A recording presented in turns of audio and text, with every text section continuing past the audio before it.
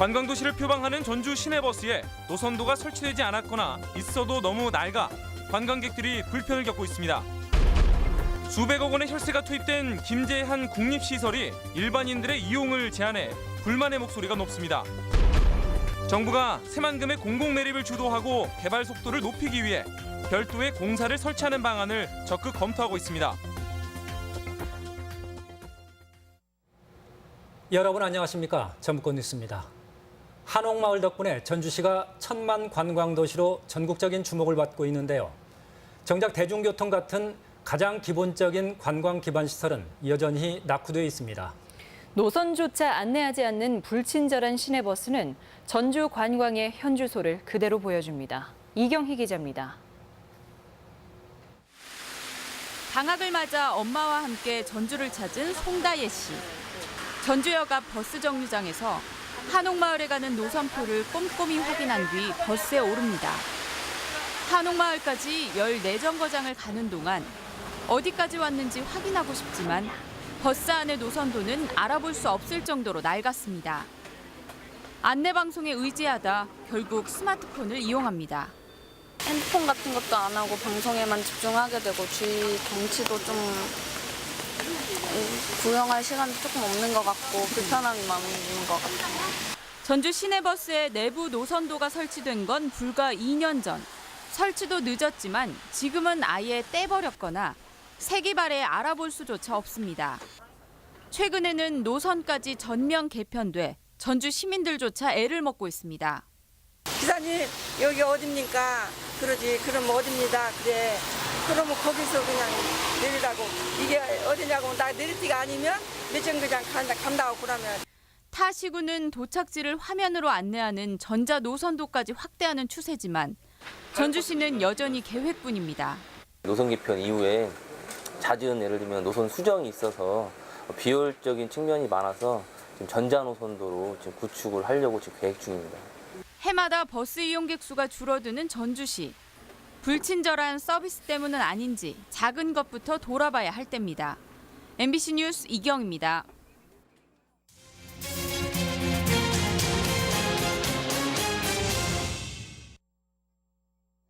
수백억 원의 혈세를 들인 한 국립시설이 일반인 이용을 제한해 논란입니다. 누구나 이용할 수 있다는 시설로 국립이라는 명칭을 썼을 텐데 이름뿐입니다. 박연선 기자입니다.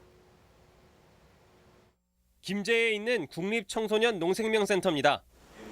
250여억 원의 혈세가 투입된 시설로 4년 전 완공돼 청소년 수련시설 등으로 쓰이고 있습니다. 내부에는 LED 식물 공장과 트랙터 시뮬레이터 등 각종 체험시설이 구비돼 있고 전망대에 올라서면 벽골제의 전경과 서해안 지평선까지 바라다 볼 수 있습니다. 하지만 일반인들에게는 그림의 떡입니다. 전망탑에 한번 올라가고 싶다. 당연히 될 줄 알고 갔었죠. 여기는 개인 관람은 안 된다고 딱 이런 지하의 말이 나왔습니다. 센터 측은 안전상의 이유로 일반인들의 이용을 막고 있습니다. 안전도 있고 첫째 안전이고 그다음에 학생들이 올라가서 프로그램을 진행을 하고 있거든요. 그럴 때는 저희들이 조금 죄송하지만 하지만 전망대나 체험관 같은 경우 규모가 작아 직원 한두 명이면 충분히 운영이 가능할 정도의 시설입니다. 실제 지평선 축제 기간이나 유료 가족 캠프에는 시설을 항상 개방하고 있습니다. 센터의 설립 취지를 살리기 위해서라도 가능한 많은 사람들이 이용할 수 있도록 운영의 묘를 살려야 한다는 지적입니다. MBC 뉴스 박연선입니다. 지방의원들의 재량 사업비 리베이트 수수 의혹을 수사하고 있는 검찰이 혐의를 부인해오던 핵심 브로커 돈해보 인터넷 언론사 전 본부장 54살 김모 씨로부터 관련 의원들의 이름 등 중요한 진술을 확보한 것으로 알려졌습니다. 검찰은 이에 앞서 재량 사업비 비리로 전 현직 도의원 2명과 업체 대표 3명을 구속 기소했으며 최종 사법 처리 규모는 10명을 넘어설 전망입니다. 정부가 새만금 공공매립을 전담할 공사 설립을 검토하고 있습니다. 성사될 경우 새만금의 속도감 있는 개발에 전기가 될 전망입니다. 박찬익 기자입니다. 지난주 이낙연 국무총리가 도내 언론사 대표들과 간담회를 가졌습니다. 이 자리에서 이 총리는 새만금 개발공사를 설립해 용지 매립을 맡기는 안을 검토하고 있다고 말했습니다. 새만금의 공공주도 매립은 문재인 정부가 여러 차례 의지를 밝히면서 공사의 설립 필요성이 꾸준히 제기됐습니다. 그 새만금을 전담하는 공기업을 신설을 해야지만 현재 새만금 그냥 매립해서 끝나는 게 아니라 투자 유치도 계속하고 그다음에 상부의 조성도 해야 되고 관련 법을 개정해야 한다는 부담은 있지만 무엇보다 공사를 설립하면 현 정권 이후에도 연속성을 담보할 수 있습니다. 전라북도는 정부 방침을 반기면서도 내심 걱정하고 있습니다. 새만금 개발공사 설립이 논란이 될 경우 자칫 공공주도 매립이 지연될 수 있기 때문입니다. 내년도 예산으로 146억을 요청을 해놨습니다만은 이게 예산이 반영이 되고 에타 면제까지 같이 논의가 돼서 국가 재정으로 직접 매립 사업을 하게 되면 현재 36%에 불과한 새만금 용지 매립이 속도를 내려면 예산 지원이 수반돼야 하는데 3년 뒤 완공까지 필요한 예산만 2조 7천억 원에 이릅니다. 새만금 개발공사 추진이 현 정부의 말대로 새만금 개발을 정상 궤도에 올려놓을지 기대와 우려가 교차하고 있습니다. MBC 뉴스 박찬익입니다. 현대중공업의 군산조선소 재가동 계획이 파장을 부르고 있습니다. 지역 경제계는 당장 생존이 절박한데 현대중공업은 2년 뒤에나 검토하겠다는 겁니다. 유룡 기자의 보도입니다. 지난주 청와대에서 열린 기업체 대표와 대통령과의 만남. 군산조선소 조업 재개 계획을 묻는 대통령의 질문에 현대중공업 회장은 2019년에나 재가동을 준비하고 있다고 답변합니다. 좀 어려움을 좀 참고 견디다가 2019년부터는 어떻게든 일을 할 수 있도록 제가 모든 준비를 다 하겠습니다. 현대중공업 전체가 위기인 상황. 군산조선소 재가동은 후순위로 미룰 수밖에 없다는 뜻입니다. 조속한 재가동을 요구해온 군산조선업계는 절망하고 있습니다. 지난 연말부터 선박 블록 주문이 끊겨 부도 위기지만 앞으로 2년을 더 기다리라는 것은 아예 문을 닫으라는 말과 다름없다는 것입니다. 2019년도에 회사를 돌린다면 여기 1차 밴드도 그대로 다 붙었죠. 무너진다고 봐야죠. 대통령과 총리의 지원 의지 표명도 무용지물이 됐다며 당장 생계 유지나 이자를 갚을 일이 걱정입니다. 서남의 풍력 이런 걸 조기 착공을 한다든지 발전 설비 프렌트를 갖다가 우리가 참여를 할 수 있는 부위라든지 어떻게 먹고 살아야 되니. 전라북도는 서남의 해상풍력단지 같은 대체 산업을 통해 업계의 활로를 모색하고 좀 더 빨리 재가동이 가능하도록 정부에 요구한다는 계획입니다. 대출과 이자, 만기 연장 문제랄지 특례 보증 확대, 전기요금 감면 등의 문제를 정부와 지속적으로 협의를 해서 조선소 가동 중단이 현실이 돼버린 가운데 날개 없이 추락하는 군산 경제에 대한 우려가 커지고 있습니다. MBC 뉴스 유룡입니다. 삼성물산과 제일모직 합병 때 거수기 역할을 했다는 지적을 받는 국민연금 기금운영위원회를 상설화하는 방안이 정치권에서 논의되고 있어 귀추가 주목됩니다. 정치권은 운영위원 모두가 비상임인데다 1년에 4차례 열리는 기금운용위원회 구조를 바꿔 상임위원 2명을 두고 원래회의를 정기화하는 방안을 검토하고 있습니다. 새 정부의 대입 전형료와 입학금 인하 방침에 지방대학들의 고민이 깊습니다. 그렇지 않아도 수도권과 수익 격차가 큰데 정부의 재정 지원 사업에서마저 배려가 없습니다. 강동엽 기자입니다. 군산대학교는 전국 4년제 최초로 입학금을 폐지하기로 했습니다. 정부 요구에 따른 것으로 대학은 신입생 1인당 16만 8천 원을 받지 않으면 지난해보다 수입이 3억 4천만 원 정도 줄어듭니다. 입학금 문제를 좀 전향적으로 생각해달라고 말씀하신 적이 있어서 학부모들 부담 경감 차원에서 호원대는 평균 4만 9천 원이던 대입 전형료를 5천 원 낮춰 올 수시부터 적용하기로 했습니다. 하지만 도내 대학들은 정부의 학비 인하나 폐지 정책에 적잖이 소가리를 하고 있습니다.